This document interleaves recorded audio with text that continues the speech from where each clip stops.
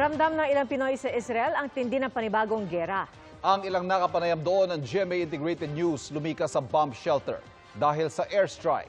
At nakatutok si JP Soriano exclusive. Ayun. Ayun po, sir. Ano po? Ayun. Mga racket. Sir, ayun po, videohan niyo. Ayun po yung mga parang star po na yon. Kailangan niyo ba pumunta ng shelter? Okay, sige, Uy, punta lang kayo. Punta lang. Sa baba na. Ingat kayo, ingat. Opo. Sir, uy, bilis na. Matatapos. Akin yan. Uy, ayan, sumasabog. Dali na. Ay! Diyan na tayo sa negative one dito. Dito sa shelter. Ayan, lumalakas. Ay! Bilis.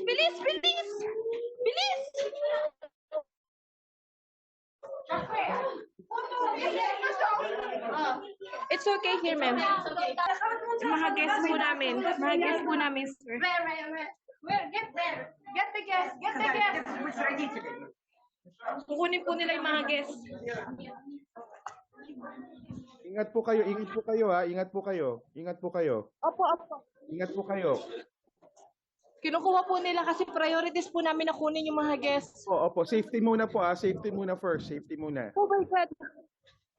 Dinig ang sirena at airstrikes nang patapos na ang panayam ko kina Rica, Queenie, Rosie at Yam, mga Pinoy hotel workers sa Tel Aviv, Israel. Nagkubli sila sa bomb shelter ng hotel. Bago yan, ikinuwento nila sa akin na nitong madaling araw ng Sabado, nagising sila sa sunod-sunod na ugong ng sirena, babala ng parating na airstrikes. Lumikas sila noon sa bomb shelter ng kanilang dorm. Iba raw ngayon kaysa sa mga dating airstrike sa Israel, lalo't lumusob na sa southern Israel ang grupong Hamas. Dito na sila,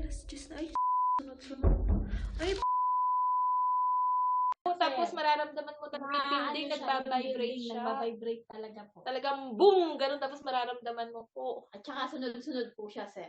Paghupa ng putukan, lumabas sila ng bomb shelter at nag-ayos na mga gamit.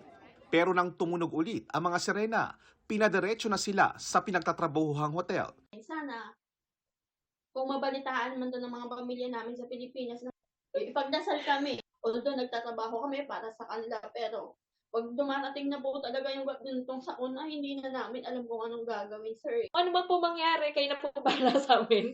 Sa datos ng Population and Immigration Authority ng Israel, kabilang sina Rica, Queenie, Rosie at Yam, sa 30,000 Pilipinong nagtatrabaho o naninirahan sa Israel. Sabi ni Foreign Affairs Secretary Enrique Manalo, tinututukan na ng gobyerno ang sitwasyon at lagay ng mga Pinoy sa Israel, gayon din sa Palestine at iba pang bahagi ng Middle East. Para sa GMA Integrated News, JP Soriano, nakatutok 24 oras. Mga kapuso, patuloy na tumutok sa mga balita. Mag-subscribe sa GMA Integrated News sa YouTube. Sa mga kapuso abroad, samahan nyo kami sa GMA Pinoy TV at sa www.gmanews.tv.